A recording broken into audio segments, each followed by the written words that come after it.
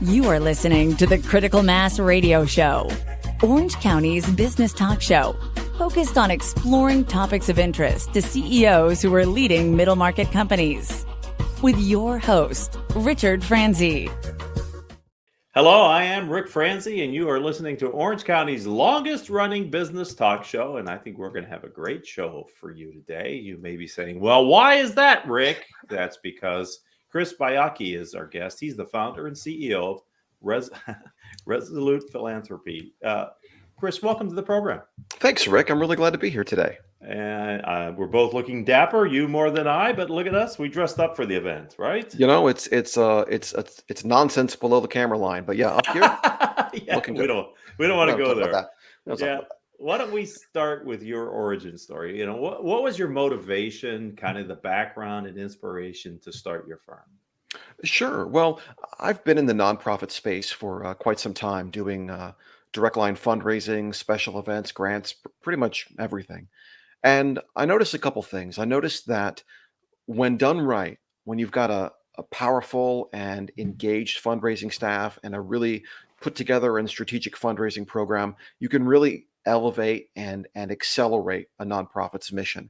And I've seen the opposite too, when a nonprofit's mission is really put at risk because of fundraising strategies that just aren't working out.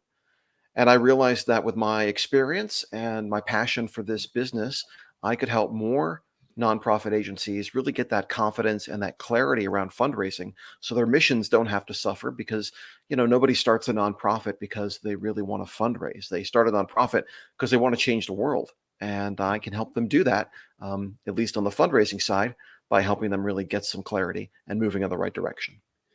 You know, that's such an important aspect of nonprofits. And there are so many different words for it. But in the end, it is fundraising. It is selling to some degree, convincing people and provide influence to help you to support your mission. And yeah, I mean, there's always an element of sales there, but you know, when it's done right, you create a relationship with a donor, and that donor really becomes part of your team and really becomes part of there's a sense of loyalty and commitment that comes with donors when they're cultivated, when the nonprofit is really taking the time to build that relationship that really goes beyond kind of a transactional conversation. And it's really this relational element. And those donors can really make some magic happen for an organization. They're all important, aren't they? I wonder, since you've launched your firm, what have you learned about what you're doing? I've learned a lot. I'm fairly new in the field. I launched the firm in October. So in the setup to prepping for that, I had to learn all the things you have to learn as far as how do you start a business and how do you get business insurance and how do you do all that stuff. But more importantly, I think I learned that there's so many people out there who have been on this path that I have been, and they're eager to and willing to and excited to help and to answer. I have people who are answering my questions and fellow fundraising consultants and people who are like, here's how I did. Here's my story. So really what I learned is, even though I'm a one-man shop and it's a one-person organization, I'm really not alone because there's other people that are on this journey. They're maybe ahead of me, Right. but they've been able to help me out. So, I know that it's very important to plan your business before you launch, but I also equally believe there's just some things you can't learn until you start getting into the marketplace and doing. I'm wondering, in the early stages of your company, have you had any pivots to what you originally thought you were going to do to where you're finding the market finds most value in you? I won't say I haven't had any major pivots yet, but what I've had to adjust is I had to make sure I was putting myself in my clients' headspace that my clients have a million things on their plate. I am but one of them. So even though I'm really like ready to go, and I'm like, let's meet, let's do this and that and that. I maybe have to slow it down a little bit because my clients are also trying to execute on their mission and work with their staff, and there's all those things happening. So it's just like remembering that even though this is the single most important thing happening right now for me, it's an important thing for somebody else. So just that little adjustment. Yeah, that's a good lesson to learn, and thank you for sharing it. I'd like to dig into the business a little bit more. So I'm wondering if you could talk about Resolute, like who do you help? Hmm. What problems are you solving? Hmm. And why are these nonprofit leaders choosing to work with you? What are you finding? Sure. Well, the organizations I'm looking to work with are nonprofit organizations, usually small to mid-size at this point. And what my catchphrase is I say I'm helping them with clarity and confidence around fundraising. What that really means or what that really looks like is fundraising strategy. It means coaching and development services for both staff and board members. It means helping a nonprofit really focus in on one particular channel or one particular element of their fundraising and making sure it's operating exactly how it's supposed to operate. Why they would work with me is because they've got a fundraising program that's just not delivering the results that they think it should, or maybe they have a staff that doesn't feel as engaged or empowered or energized, or maybe they're just starting out and they want to create a fundraising program and they're not even sure where to begin. Those are all things that would indicate, hey, you probably want to, give me a call and let's talk about it, because there's so much potential out there, and there's so many ways you can make this fundraising program really sing for you. But you got to get started on the right foot.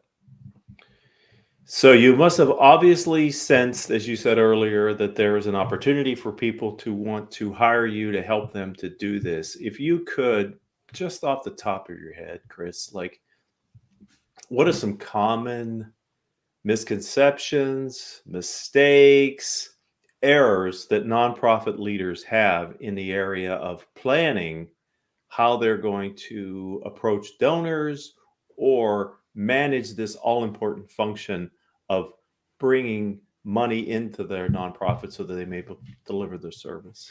So I'd say the three common errors that you see in the nonprofit space when it comes to fundraising. The first is actually kind of what I talked about earlier. It's assuming that the donor or the potential donor is coming to the table with the same amount of passion and knowledge and insight to the mission as you have. And when your expectations are off kilter like that, you're going to be disappointed. So you have to be you have to meet your donors where they are and bring them along on this journey. You can't just assume that, hey, I stay up nights thinking about this mission, so should you. They're not going to do that. You've got to meet them where they are. The second thing that nonprofits struggle with in the fundraising field sometimes is actually making the ask. Like Mm. you can plan all you want and you have to make a plan and you have to have goals and measurements and metrics. You've got to know your data. You've got to really have the the science part. Fundraising is an art and a science. You've got to have that science part locked in, but it will not work if you're not actually asking and asking specific people for specific things. So that's the second kind of trouble spot. And the third is donor stewardship. And that's the activity or the art of making a donor feel or showing your donors your gratitude for their gift, showing your donors the impact of their giving, making them feel like their gift has made a difference, making them feel like they are still at the table, and kind of keeping that communication and that relationship with the donor going. Too many nonprofits falter because they're maybe so overworked, or maybe they're so excited to get the gift that they kind of forget about the donor, and the donor doesn't hear back from them until they need another gift. And I think we've probably all experienced that in our life, and you don't feel good. You don't feel loved or seen when that happens. So that's sort of really understanding where your donors are in terms of their perception of your mission, actually making that specific direct ask, and then having a really robust stewardship program. Those are three really common um, trouble spots for nonprofits. That's interesting. I think I want to follow up on the last point. And is it, in your opinion, a best practice for nonprofits to, once they've secured a donor, to figure out how to get them even more involved in the nonprofit? Is that valuable, or is it Yeah, better, to maintain sort of a distance from the donor to some degree? I think you always want to be inviting donors to do more with you. Now, that Okay. doesn't necessarily mean you gave me $10 and in 2 weeks I'm going to ask you for 20. Like that's not what I'm Right. saying. But Okay. in terms of knowing more about your mission, volunteering, joining committees, attending events, getting to know, like it's really called it's relationship building. And if you think about the people in your life that you're in a relationship with, maybe you're someone, you met them through LinkedIn and you're starting to exchange messages. Um, you probably have a sense of like, yeah, I'm going to invite this person to a company event, or I'm going to, talk about this topic instead. I think it's rare that we take a relationship and say like, oh, I like Rick just exactly where he is. No more. We're done. We're going to hold you still. Now, people may say, no, I don't want to do more. And that's Right. okay. But it's really, I think you really want to make the effort and make a real genuine invitation to bring people closer to the table, because the mission your nonprofit is working on, it's important and it deserves people's support and respect and engagement. And I think if we're not actively inviting people to support and be engaged with us, they'll drift away. Something else will take your place. There's a lot of competition for their attention. Absolutely. Absolutely. Yeah. A couple more follow-up questions, if you don't mind, just because you're Oh, go ahead. triggering Yeah. other thoughts in my mind. Um, how valuable is it, in your opinion, for these size nonprofits to have some type of annual or periodic event that is an event designed to be both a fundraiser, but also some type of catalyst of a relationship and awareness, etc.? Okay, good. That's a great question. And we probably don't have time for me to go into all of my thoughts about events, but I'll Okay. say this. Um, if your special event is raising money and building community, then it's probably worth pursuing and investing in. And the trick is, I think, your special event needs to be specific to your mission and your organization. So here's an example. When I was working with the team at Habitat for Humanity of Orange County, one of our signature events was a home construction competition with CEOs and business leaders from across the county. It was called Leaders Build Day, and it was construction teams, and then there was construction themed competitions and games. Like one year our volunteers built a mini golf course, like a 3-hole mini golf course on the construction site. And that was a great event because it built a lot of camaraderie and raised a lot of money. But what made it special was that there was no other nonprofit in the county that could reasonably do that event. It doesn't make sense for a food bank to do a construction project. That's the kind of connection. You want to have the smallest possible line between your event and what your mission is. Some event formats that are very traditional, like your galas or your golf tournaments, Right. are very comfortable, and there's great things to be said about them, but it's rare that they actually have that connective tissue, and it's rare that they're actually generating an opportunity for people to get to know and fall in love and get engaged with your mission. So I would say, yes, it's important to have gatherings because it is important to build community. It's important for people to feel like they are a part of something, that they're not just, receiving emails and mail. But if your special events are very far removed from the day-to-day reality of your organization, or really far removed from your mission, then you have to ask yourself, is this really serving my needs? Is really serving the organization? Because, events are expensive. Events take time. Every hour your team is spending working on an event is an hour they're not out there building contacts with donors. So you really have to be, I think, thoughtful about how you approach them. Yeah, I thought you'd have some valuable insight. Thanks for sharing a little Of bit course, with just our a little. audience. Yeah, Yeah. just a touch. I'd like to go back to the leader, the director, the executive director, whatever the title may be for the nonprofit. Mhm. And you said earlier, when you make your ask, be comfortable with it, be specific. Has it been your experience, though, that some of the nonprofit leaders are comfortable asking people for donations? Oh, And, some of them and are. Okay. And if they aren't, how do you help them to see that they need to become comfortable? Because they do, right? They need They to do. be comfortable doing that. They do. Like anything else, it's a skill, and we get better at skill through practice. So I think it's worth practicing with Practice with a board member who you know is going to say yes to the gift. Practice the ask anyway. But here's an analogy. Like this is we'll go around, come back again.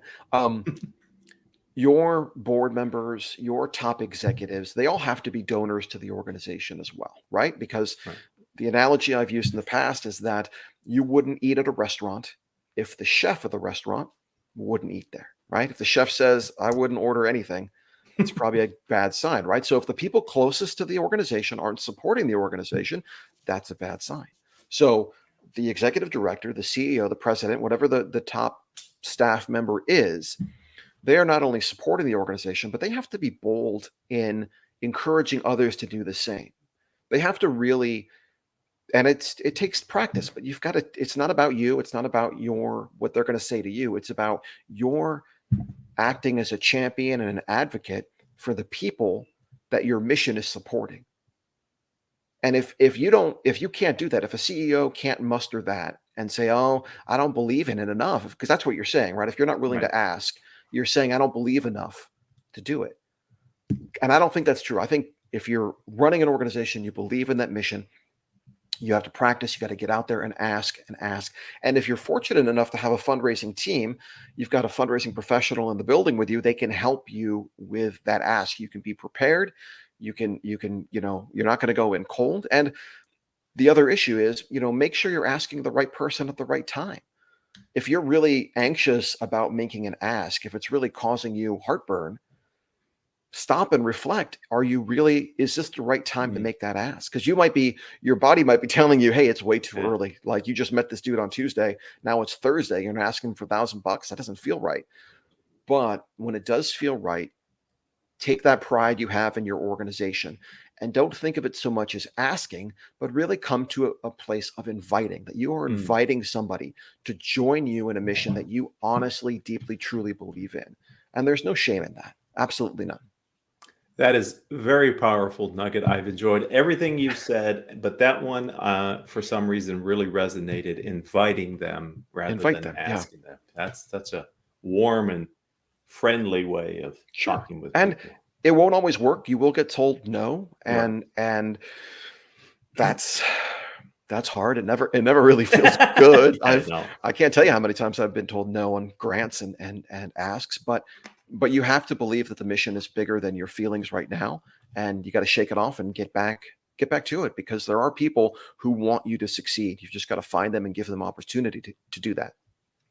So let's switch our focus to you a little bit. I'm wondering, of all the lessons that maybe you've learned or advice that you've been given, is there some nugget that somebody gave you along the way that you'd like to share with the audience today? I'll say, from a fundraising perspective, sometimes the best advice is to pick up the phone and make the call. Sometimes, and this is not just for asking for money or asking for the meeting. Mostly it's that, because, you can plan all you want and wish all you want, but sometimes you have to, take the plunge and dial that phone and say, Rick, I'd love to get some coffee with you and talk to you about what we're doing at the mission. But it's also true for, if you're working on a team and there's a problem you're trying to solve, by the time the third or fourth email on that topic gets sent, hey, pick up the phone. We got to talk this out. If there's conflict, if there's miscommunication amongst the team, you got to talk it out. You got to be direct. And sometimes the best way, through is just that direct path of picking up the phone, doing that outreach, laying the case out and seeing where it lies. Because sometimes we get into that analysis paralysis where we spend too much time figuring out what could be instead of really thinking about what is happening right now. Mm-hmm. So let's turn our attention to tomorrow or the future. Tell me from your perspective, where are you taking the firm? What's the vision for the future for you? That's a great question. And I've as someone who's just started, part of me is still in the I'm shocked that this is working mentality. Like, oh my God, I can't believe it's working. But long term, I want to see Resolute Philanthropy continue to grow. I want to be able to help more organizations. I'd love to be able to expand to some organizations maybe outside of Orange County. One day I'd like to see maybe Resolute Philanthropy has more than one employee. That's not, I'm not rushing for that. I know Right. that's a responsibility. Um, but I could see myself growing to that front. There's so much. There's so many fantastic organizations out there that I feel like I could be of service to, and I look forward to finding more of them. And there's so much that changes. The fundraising landscape does change pretty regularly, so it's exciting to try to guide organizations onto through some of these new uncharted waters. Yes, Orange County, Southern California is a target-rich environment in the sense of how many nonprofits at the scale that you're looking at Yep, helping are really out there and could precisely. benefit from your services. Yeah. So if someone wants to connect with you on LinkedIn Mhm. or learn more about the firm, maybe at your website or social channels, where would you tell them to go? So LinkedIn, I am always on LinkedIn. I've really, Yes, you are. yeah, I've really taken to it. I think it's a great resource, and you can find me there. I don't believe there's any other Chris Baiocchis on LinkedIn, but if you can spell the name right and you see the bow tie, you're in the right place. You can also go to my company website, which is resolutephilanthropy.com. And from there, you can schedule a discovery call with me if you'd like to talk about a particular fundraising or nonprofit strategy problem you're having. I wonder if you could spell your last name, Chris. Sure, yeah, it's Baiocchi. And it's pronounced just like it's spelled, ladies and gentlemen. So there Exactly. I you mean, go. Piece couldn't be of cake, simpler. Couldn't be right? simpler. Well, I really want to thank you for giving a little bit of your time today and sharing your knowledge and your expertise for the benefit of our community. I really appreciate it. Thanks, Rick. I appreciate this was great. I love what you do, and thanks for having me on the show. My pleasure. I'd like to thank the audience. You've been a part of Orange County's longest running business talk show. Chris's episode is episode number 1417 in our catalog. If you're an Orange County entrepreneur or nonprofit leader and you'd like to share your story with our audience, then reach out to me on LinkedIn. I'm Rick, RICFRANZI. That's also my website, rickfranzi.com. And until the next time we have a chance to be together, I hope that all of your business decisions will move your company in a positive direction.